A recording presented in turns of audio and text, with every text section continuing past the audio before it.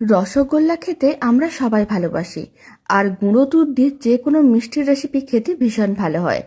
আজ আমি আপনাদের গুঁড়ো দুধ দিয়ে দারুণ স্বাদের নরম তুলতুলে স্পঞ্জি রসগোল্লা বানানো দেখাবো। প্রথমে একটা কড়াইকে গ্যাসের ওভেনের উপরে বসিয়ে দিয়েছিলাম। কড়াইয়ের মধ্যে দিয়ে দিচ্ছি মেজারিং কাপের 3 কাপ জল। এখানে প্রায় 600 ml এর মতন জল আছে। আর কাপ মেপেই জলটা নিলাম 3 কাপ জল। এবার যেই কাপ মেপে 3 কাপ জল নিয়েছিলাম সেই কাপের 1 কাপ গুঁড়ো দুধ দিয়ে দিলাম। এখানে প্রায় 150 গ্রামের মতন গুঁড়ো দুধ আছে। লো ফ্লেমে গুঁড়ো দুধটা খুব ভালো করে একসঙ্গে মিশিয়ে নিতে হবে যাতে গুঁড়ো দুধটা দলা না পাকিয়ে যায়। খুব ভালো করে গুঁড়ো দুধটা মেশানো হয়ে গেছে, ফ্লেমটা মিডিয়াম টু হাইতে করে দিয়েছি। এবার দুধটাকে একবার খুব ভালো করে ফুটিয়ে নিতে হবে, মানে গরম করে নিতে হবে। এখন আমি আপনাদের 3 মিনিট পরে দেখাচ্ছি। দুধটা খুব ভালো করে গরম করে ফুটিয়ে নিয়েছিলাম। এবার একটা কাপের মধ্যে আমি 2 চামচ ভিনিগার ও 2 চামচ জল মিশিয়ে একটা মিশ্রণ রেডি করে রেখেছিলাম। সেই মিশ্রণটা দুধের মধ্যে দিয়ে দিতে হবে আর ফ্লেমটা অফ করে দিতে হবে।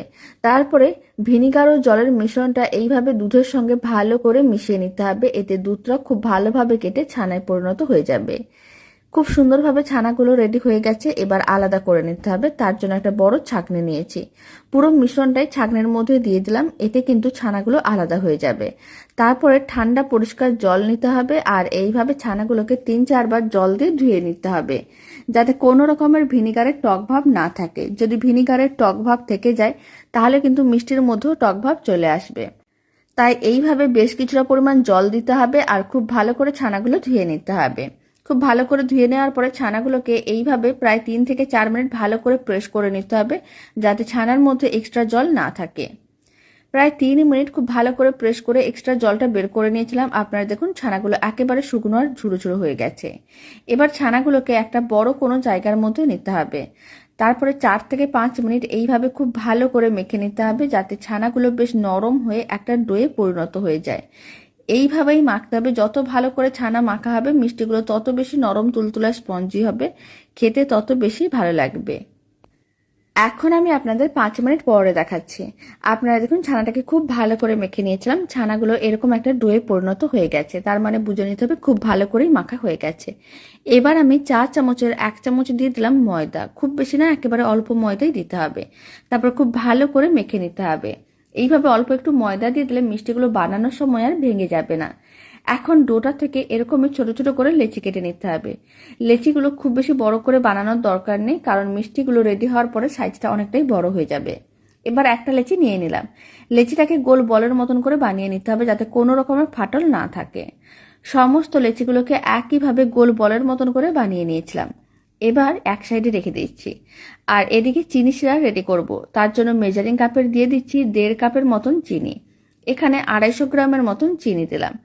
আর যতটা আমি চিনি দিয়েছি তার আমি প্রায় ডবল জল দিয়ে দিচ্ছি, মানে 1.5 কাপ চিনির জন্য এখানে আমি 3 কাপ জল দিয়ে দিচ্ছি। তারপরে ফ্লেমটা মিডিয়াম টু হাইতে করতে হবে। চিনিগুলো জলের সঙ্গে খুব ভালো করে মিশিয়ে নিতে হবে আর চিনিগুলো মেল্ট হওয়ার জন্য অপেক্ষা করতে হবে। তাই ফ্লেমটা মিডিয়াম টু হাইতে করে দিচ্ছি। প্রায় 3 থেকে 4 মিনিট এইভাবে ফ্লেমটা মিডিয়াম টু হাইতে রেখে দিয়েছিলাম। চিনি শিরাটা রেডি হয়ে গেছে আর এই সময় ফ্লেমটা হাইতেই রাখতে হবে। আর যে বলগুলো আমি রেডি করে রেখেছিলাম সেই সমস্ত ছানার বলগুলো গরম চিনি শিরার মধ্যে দিয়ে দিতে হবে। ফ্লেমটা হাইতেই রাখতে হবে, নাহলে কিন্তু মিষ্টিগুলো ভেঙে যেতে পারে। এখন ঢাকনাটা বন্ধ করে 10 মিনিট হাই ফ্লেমে মিষ্টিগুলোকে রান্না করে নিতে হবে। 10 মিনিট হয়ে গেছে, এখন ঢাকনাটা খুলে নিচ্ছি। আপনারা দেখুন মিষ্টিগুলো সাইজে অনেকটাই বড় হয়ে গেছে। এখন মিষ্টিগুলোকে আরেকবার উল্টে পাল্টে নিলাম। এখন ফ্লেমটা মিডিয়ামে রেখে আরও 10 মিনিট এইভাবে মিষ্টিগুলোকে রান্না করে নিতে হবে। এতে মিষ্টিগুলো আরও সুন্দরভাবে রেডি হয়ে যাবে। প্রথমে কিন্তু মিষ্টির সাইজটা অনেকটাই বড় হয়ে যায়, তখন কিন্তু ফ্লেম অফ করলে হবে না। আরও 10 মিনিট মিডিয়াম ফ্লেমে মিষ্টিগুলোকে রান্না করতে হবে। তাহলে মিষ্টিগুলো একেবারে দোকানের মতো নরম তুলতুলে স্পঞ্জি হবে, খেতেও ভালো লাগবে। 10 মিনিট একইভাবে মিডিয়াম ফ্লেমে রান্না করে নিয়েছিলাম। এখন ফ্লেমটা অফ করে দিলাম। দারুণ স্বাদের গুঁড়ো দুধের নরম তুলতুলে স্পঞ্জি রসগোল্লা একেবারেই রেডি। এবার একটা সার্ভিং বোলের মধ্যে সার্ভ করে নিতে হবে। আর এই রসগোল্লার রেসিপিটা শেষ পর্যন্ত দেখার জন্য অসংখ্য ধন্যবাদ। 1 কাপ গুঁড়ো দুধ দিয়ে এখানে কিন্তু অনেকগুলোই রসগোল্লা রেডি করা গেছে। বাড়িতে আপনারাও বানিয়ে দেখতে পারেন, আপনারাও নিজেরাই খুব সহজে বানিয়ে নিতে পারবেন।